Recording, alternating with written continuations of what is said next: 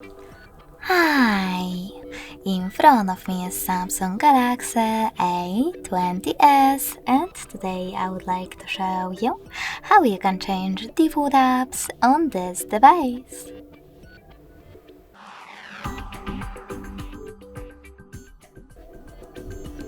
First of all, go into Play Store and install your new defaults.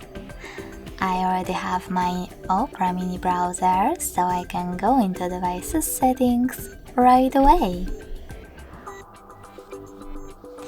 In settings, you need to scroll down and access Apps section.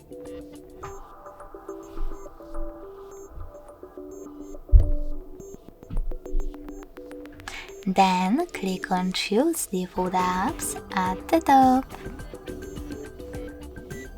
and tap on one of those options.